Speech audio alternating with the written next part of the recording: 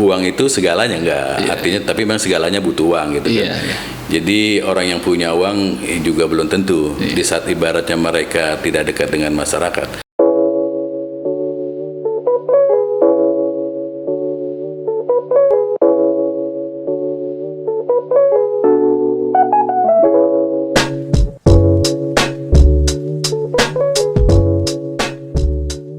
Assalamualaikum warahmatullahi wabarakatuh. Kembali bersama kami di podcast Nyimas Melati KPU Kota Tangerang bersama saya Rustana Hasan, Korbit Divisi Penyelenggara Pemilu. Baik, saya di sini sekarang bersama dengan Ketua DPC P3. Iya, dengan Pak siapa Pak? Pak Rianto. Pak Rianto. Siap. Gimana kabarnya Pak Rianto? Alhamdulillah baik. Alhamdulillah baik. Saya manggilnya apa nih yang enak ya? Kalau Bapak kayaknya formal bener ya? Abang aja ya. Iya, karena kita. Abang aja dari Bang Rianto. Karena kita orang Tangerang ya. Iya, jadi manggilnya Bang Rianto. Siap. Pak Rianto, sebelumnya ini kita perlu menyapa teman pemilih di KPU Kota Tangerang ya. Kota Tangerang. Silakan Pak Rianto disapa. Bismillahirrahmanirrahim. Assalamualaikum warahmatullahi wabarakatuh. Alhamdulillah, amma ba'du. Saya Rianto, Ketua DPC P3 Kota Tangerang. Alhamdulillah. Iya. Saat ini saya bersama dengan Bang Rustana di KPU Kota Tangerang. Iya. Baik, kita nanti akan berbicara terkait tentang biografinya Pak Ketua gitu. Siap. Terus awal mula Pak Ketua bisa terjun ke dunia politik tuh sejarahnya seperti apa. Terus kemudian nanti berbicara juga tentang pengalaman di pemilu 2019 yang lalu dan berbicara tentang pemilu yang akan datang di tahun 2024 ya. Baik, sebelumnya silakan Pak Rianto coba untuk mengulas, mengenang terkait ya riwayat hidupnya lah sampai kemudian berada atau menjadi Ketua DPC P3. Silakan. Terima kasih. Iya.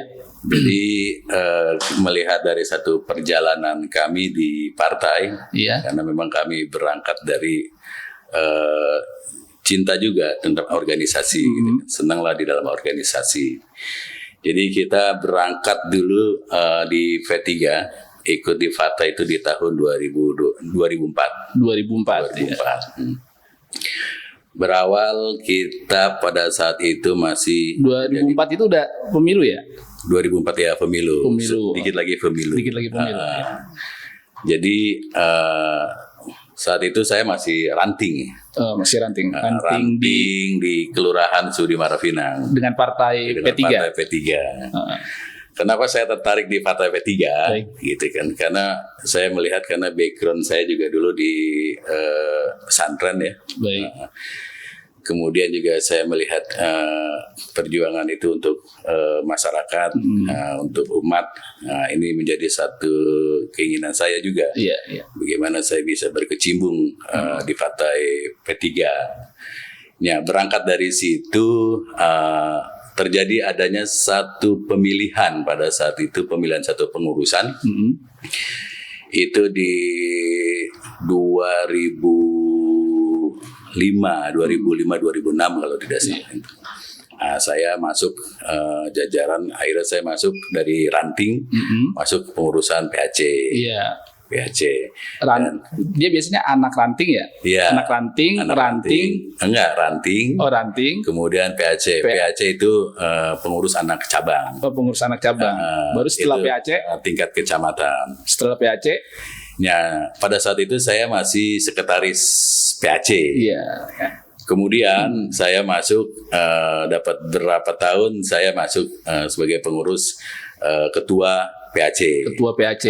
Kecamatan mana itu? Kecamatan Pinang. Oh, Kecamatan Pinang. Kecamatan Pinang. Biasanya kalau di Kecamatan Pinang itu ahli-ahli. Iya.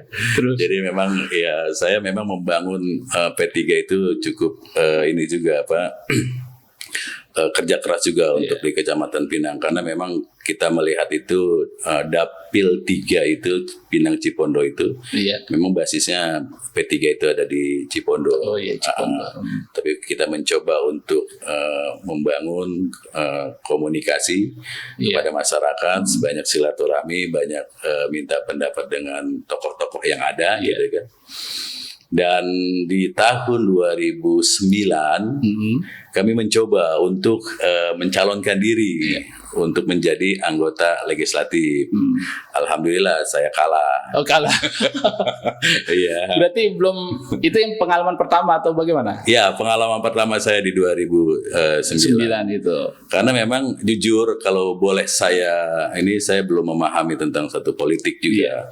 Karena saya terlalu idealis lah untuk di saat itu. Sekarang juga alhamdulillah saya selalu idealis, itu saya perjuangkan gitu. Itu di 2009 karena memang ya jujur bagaimanapun pada saat kita berkampanye itu kan butuh kos juga untuk membeli atribut dan sebagainya.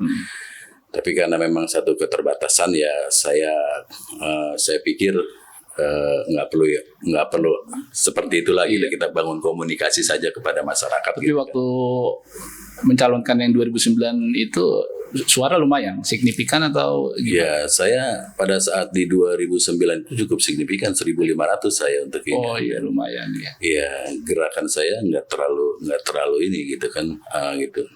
Dan alhamdulillah karena memang di awal saya juga aktif juga di sebagai pemuda dulu di remaja, remaja gitu kan. Saya aktif lah di masyarakat gitu kan, sehingga ya kiprah kita di masyarakat ya mereka sudah mengenal lah gitu. Investasi sosialnya ada gitu ya Pak. Investasi sosialnya ada, betul. Nah, itu. Baik. Kemudian masuklah saya ke jajaran kepengurusan. Kepengurusan di DVC sebagai wakil ketua. Di cabang nih ya, di cabang. Itu tahun berapa itu Pak Rianto? Itu tahun berapa 2013. Oh, 2013. Dan memang awalnya di partai itu saya cuma hanya ingin membangun silaturahmi sih gitu. 2014 karena kita memang di situ dapilnya luar biasa gitu. Karena fighter semuanya, petarung semuanya. Dapil 3 ya. Dapil 3 Cipondo Pinang. Sementara kita kan di posisi di Pinang. Di Pinang itu yang tidak diprediksikan suara itu bisa melebihi lah gitu kan. 2014 berapa kursi Pak di situ Pak? Di 2014 itu seluruhnya itu ada 5 kursi di Kota Tangerang. Cuma di Dapil 3 satu kursi. Memang satu kursi penuh lah. Nah, jadi ada sisa dari hasil kursi yang satu itu. Dan di 2014 itu kita alhamdulillah kepercayaan masyarakat gitu kan, kita bisa terpilih menjadi anggota DPR karena berkat dari dorongan masyarakat, tokoh masyarakat yang ada gitu kan. Nah, itu. Jadi seperti itu untuk sampai sekarang. Sampai sekarang ya. Dan kemarin di 2019 sama jujur saja P3 itu berdarah-darah juga untuk ini untuk perjuangannya gitu kan.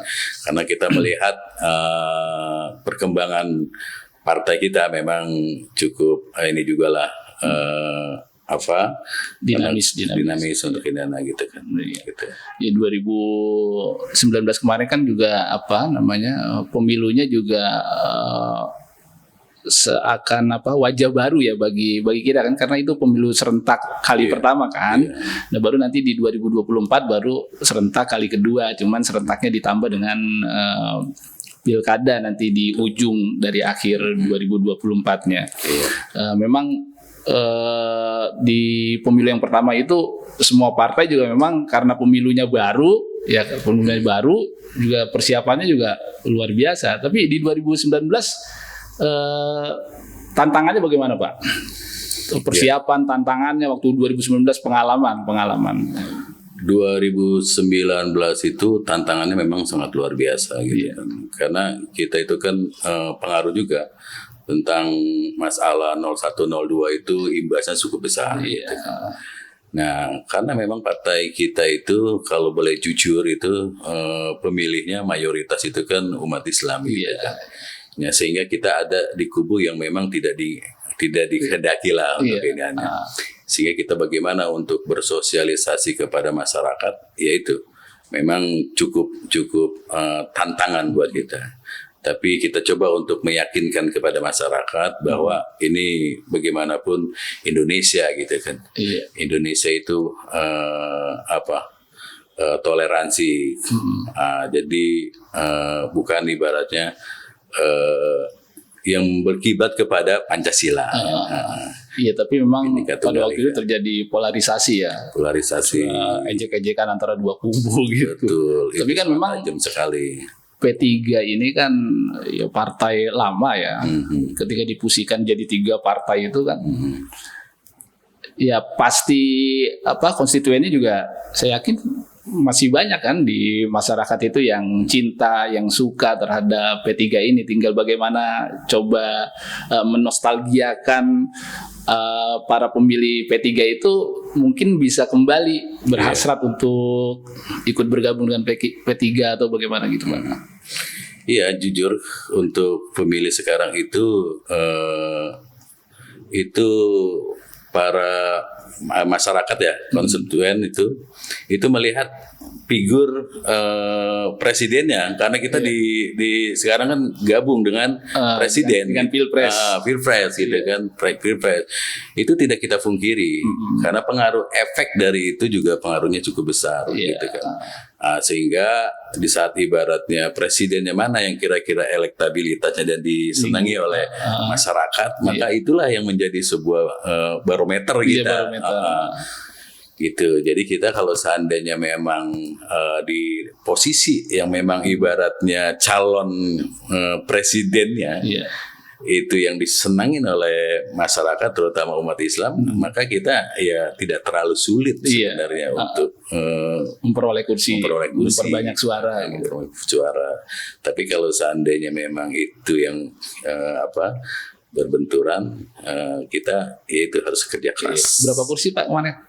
P3 di Kota Tangerang. P3 itu yang tadinya 4 besar. Kita kemarin 2014 itu 4 besar. 4 besar berapa kursi? Ya, 4 besar itu 5 kursi. 5 sampai 6 kursi ya. Memperoleh pimpinan dewan kita di DPRD Kota Tangerang. Ya, untuk di 2019 kita memang ada penurunan. Yang tadinya 5 kursi turun jadi 3 kursi. Nah, itu kehilangan 1 kursi. Kehilangan 2 kursi. Oh, 2 kursi. Oh iya, 5. Iya, 5. Sekarang sisa 3 gitu. Sekarang 3 kursi. 3 kursi. Sekarang ya secara otomatis kita tidak praksi sendiri gitu kan. Kita koalisi, artinya bersama dengan PAN praksinya. Oh, sekarang praksinya sama dengan PAN ya? PAN dan gabung dengan PAN. Hanya PAN aja? Hanya PAN. Oh, PAN. Jadi P3 PAN untuk P3 PAN, PSI dengan Nasdem. PSI dengan Nasdem. Jadi kan persyaratan satu praksi itu kan 4 kursi. 4 kursi ya. Jadi kalau kita hanya mencapai 3 kursi, maka kita harus bergabung di partai lain. Salah satunya itu partai PAN kita. Baik, ya, luar biasa ini pengalaman Pak Rianto. Tapi sekarang, kemarin nyalon waktu 2019. Ya, sekarang saya menjadi anggota DPRD Kota Tangerang, mencalonkan diri lagi. Oh gitu. Yang kedua kali. Iya. Berarti ini udah 2 kali nih jadinya. Alhamdulillah. Ini yang kedua kali. Luar biasa ini. Masyarakat masih mempercayai saya sangat bersyukur. Jadi ya inilah. Berarti saya ini jadi host mewawancarai Pak Rianto ini beruntung. Gitu. Bisa dapat 2 kursi itu kan beruntung gitu. Jarang-jarang gitu kayak begitu ya. Tidak baik. 2019 pengalaman tadi sudah disampaikan, sangat menarik Pak. Nah ini kan di 2024 itu undang-undangnya nggak berubah nih. Jadi kira-kira pemilunya sama dengan 2019.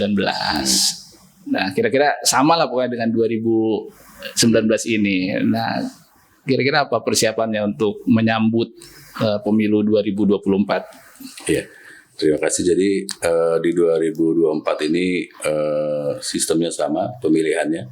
Iya. Kemudian dari kita sudah punya pengalaman tentunya di 2019. Iya.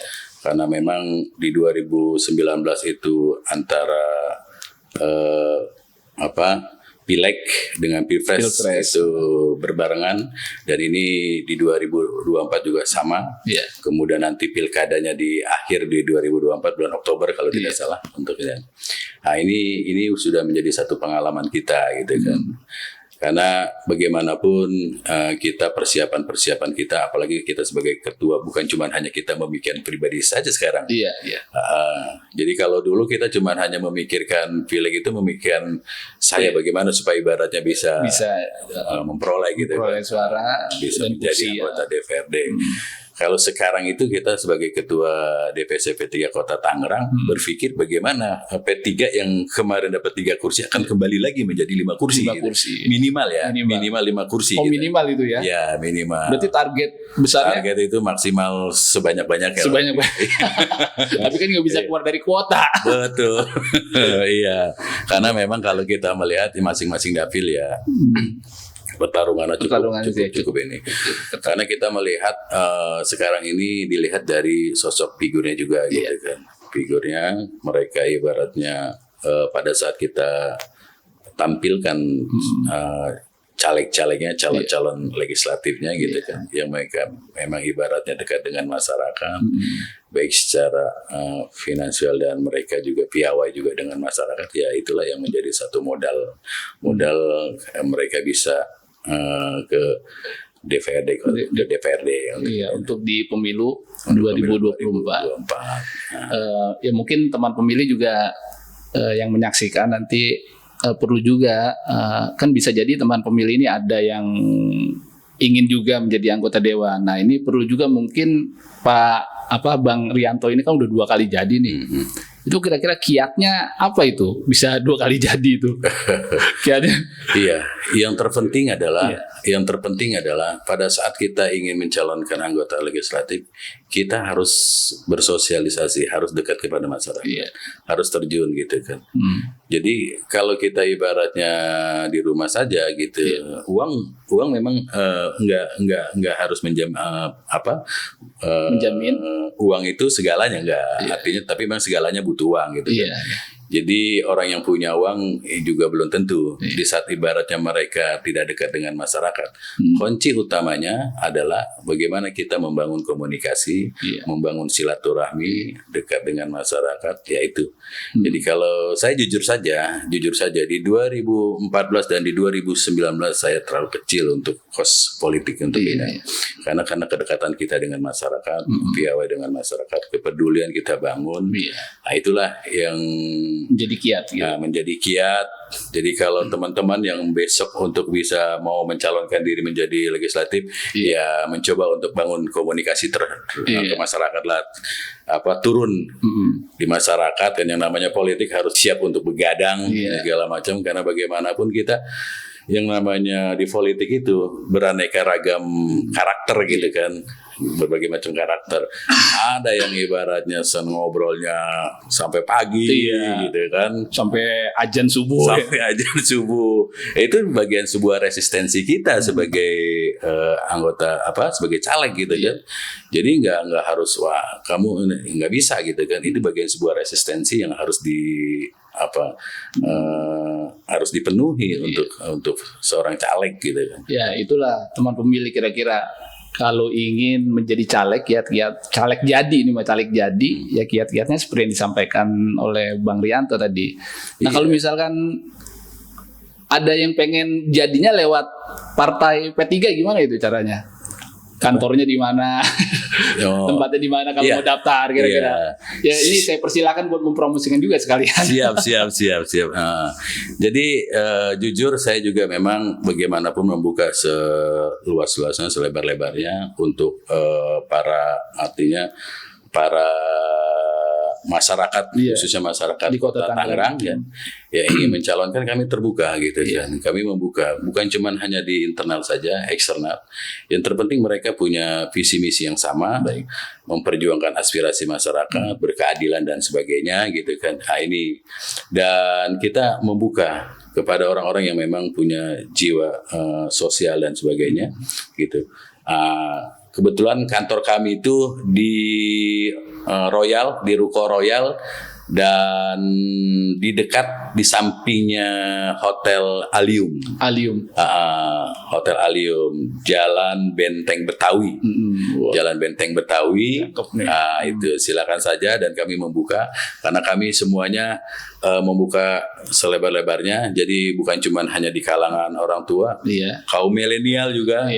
Yang sekarang ini memang zamannya milenial, jadi kita membuka selebar-lebarnya juga untuk kader-kader milenial yang berpotensi, yang siap untuk berjuang. Baik. Nah ini Bang, kita kan pemilu kan hari dan tanggalnya ini sudah diluncurkan. Itu hari Rabu tanggal 14 Februari tahun 2024, dan pilkada serentaknya itu di hari Rabu tanggal 27 November 2024.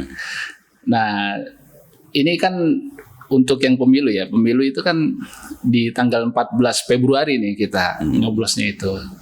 Kira-kira ya sarannya, kesannya seperti apa gitu dengan pemilu yang ada di hari Rabu tanggal 14 Februari tahun 2024 ini. Ya, silakan disampaikan, Bang. Kesan-kesannya apa, titipan pesannya apa gitu. Ya, jadi karena memang pemilu itu waktu itu cukup singkat ya. Jadi untuk persiapan itu menuju ke 14 Februari 2024 itu waktu ini begitu singkat sebenarnya kalau kita jalankan jalan maju. Dan harapan saya tentunya pemilu di 2024 ini yang jatuh pada hari Rabu 14 Februari ini berjalan dengan lancar gitu kan. Kemudian juga secara berkeadilan gitu kan, transparansi gitu. Karena memang kita ingin juga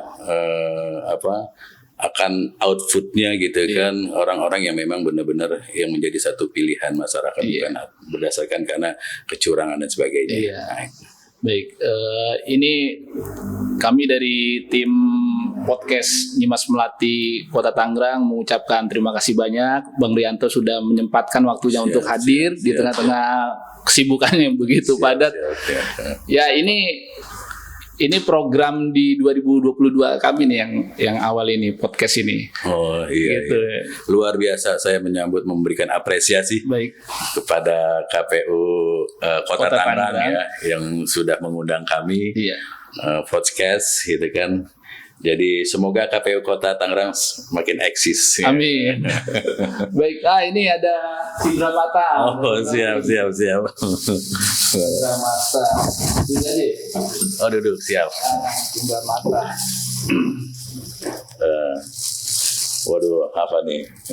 Sukseskan pemilu 14 Februari 2024 dan pilkada 27 November 2024. Siap. Ya. Terima kasih untuk KPU Kota Tangerang. Dipakai nanti di rumah. Oh iya. Kalian buat sosialisasi. Iya. Pilkada serentak kita. Iya, siap. Sukses. Iya. Sukses.